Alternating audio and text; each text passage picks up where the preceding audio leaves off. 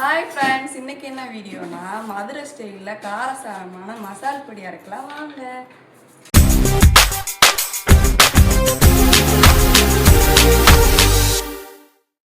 முதல்ல என்ன செய்யணும்னா, அரை கிலோ வத்தலை முதல் நாளேவும் வெயிலில் நல்லா காய வச்சுக்கிறணும். அதே போல் மல்லியும் அரை கிலோ நல்லா இப்படி பார்த்தீங்களா, மொறுன்னு இப்படி இருக்கணும். அப்போத்தே பூச்சி எதுவும் வராது நம்ம மசாலில். மஞ்சளையும் இப்படி நல்லா காய வச்சுக்கிறணும். வத்தலை பாருங்கள் எப்படி மொறுன்னு இருக்கா, அப்படி இருக்கணும். அடுத்த இன்க்ரீடியன்ஸ்லாம் எங்கள் அத்தை சொல்லுவாங்க. ஒரு அரை கிலோ மல்லி செட்டு மசாலுக்கு தேவையான பொருட்கள். இந்த அரை கிலோ மல்லிக்கு தேவையான பொருட்கள்: அரை கிலோ வத்தல், அரை கிலோ மல்லி, 200 கிராம் அரிசி, 100 கிராம் மஞ்சள், 150 கிராம் உளுந்து, துவரம் பருப்பு 150 கிராம், கடலைப்பருப்பு 150 கிராம், சீரகம் 150, சோம்பு 100 கிராம், கடுகு 50 கிராம், வெந்தயம் 50 கிராம், மிளகு 25 கிராம், 10 கிராம் கசகசா, 50 கிராம் பெருங்காயம், அன்னாச்சிப்பூ, பட்டை, கல்பாசப்பூ 20 கிராம்.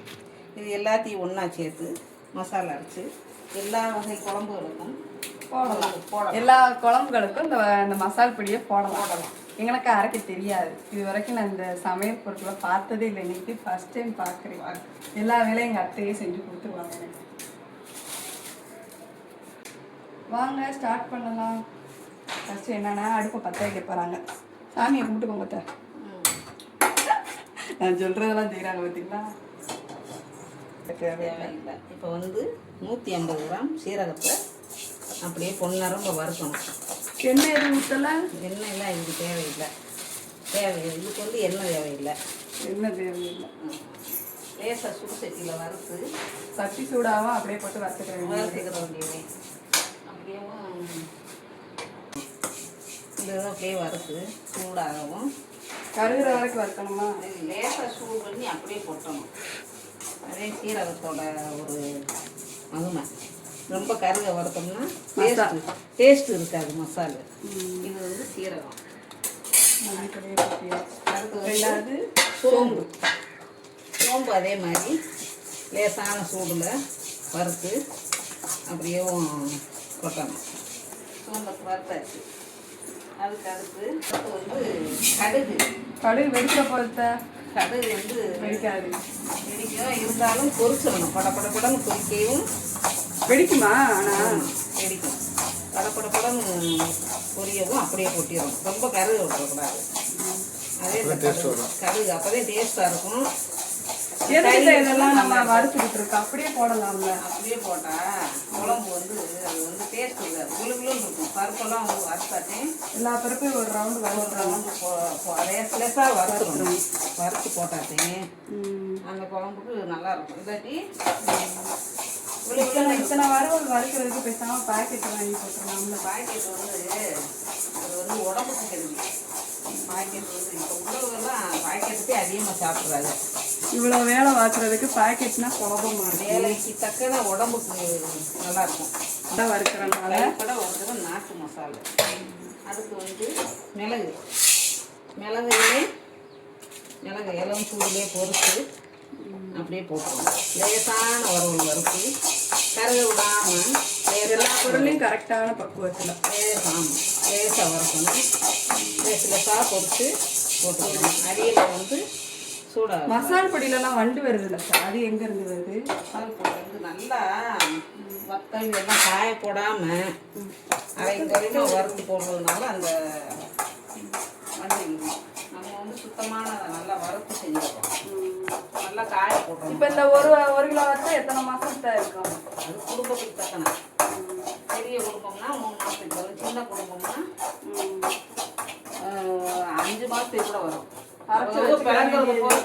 அரைச்சி வச்சுக்கிற வேண்டியதையும் தேவைப்படையில நம்மளாட்ட போட்டுக்கலாம். அதே இந்த மசாலா கருகிற மாதிரி கிட்ட கொட்டிருந்த. அடுத்து வெந்தயம். வெந்தயத்தையும் அப்படியே லைட்டாக பொரிச்சு போட்டுக்கணும். கறி குழம்புக்கு, புளி குழம்புக்கு மீன் எந்த குழம்பு வச்சாலும் லைட்டா இதை ஒரு ஸ்பூன் போட்டுக்கிட்டோம்னா குழம்பு டேஸ்டா இருக்காது. வீட்டு மசாலாவுக்கு மீது மருந்து இல்லை, சுவை இல்லை. இந்த மாதிரி சுவை எதுவும் இருக்காது. மீன் குழம்புக்கெல்லாம் சூப்பராக இருக்கும். இப்போ கடையில் நம்ம மதுரையில வீடு தவறாம இந்த மசாலா பொடி எல்லார் வீட்லயும் அரைச்சி வச்சுக்குவாங்க. டவுன்லாம் கிராமப்புறங்களே அரைப்பாங்க.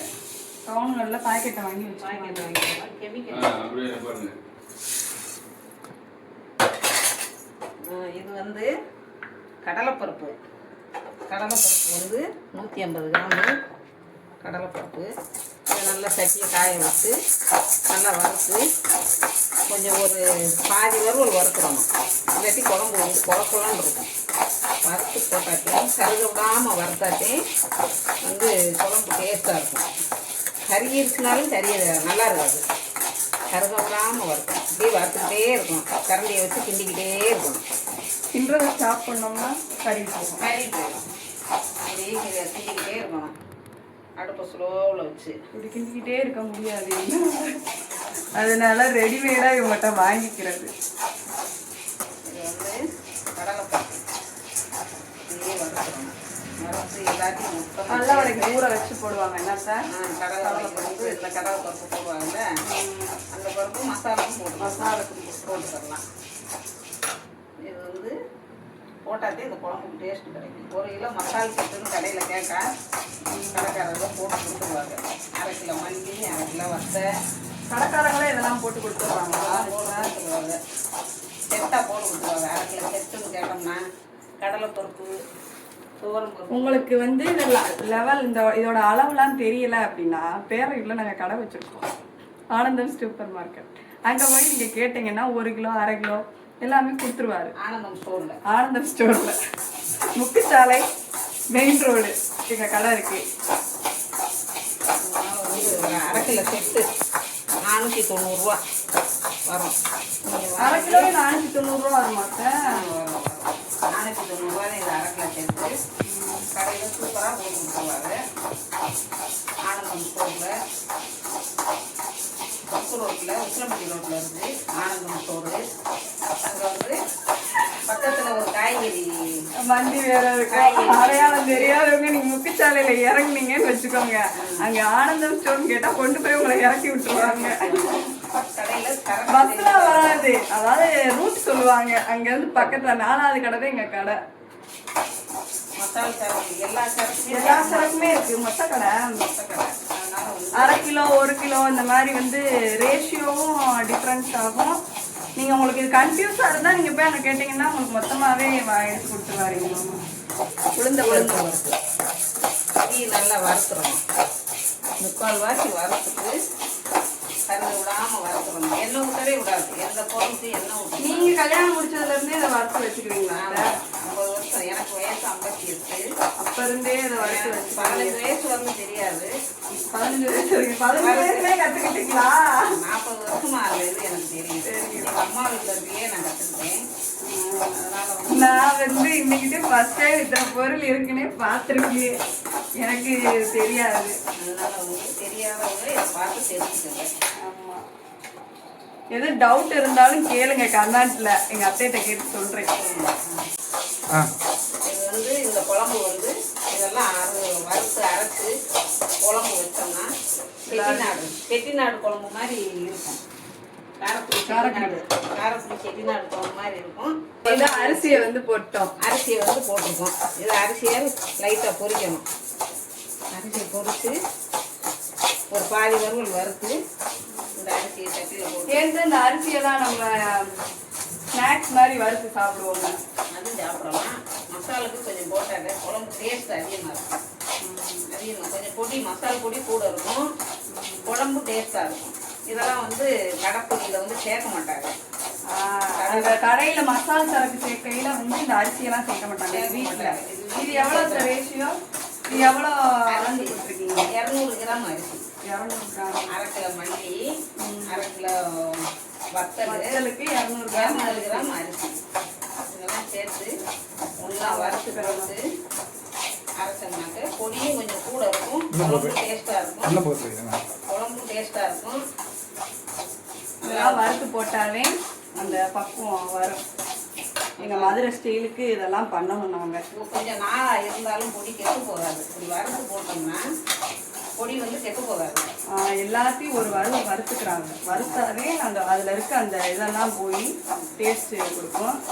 புழு இது வராது, வண்டு விழுகாது. இது வந்து எல்லாருமே பார்த்துக்கோங்க, இதே மாதிரி செய்யுங்க.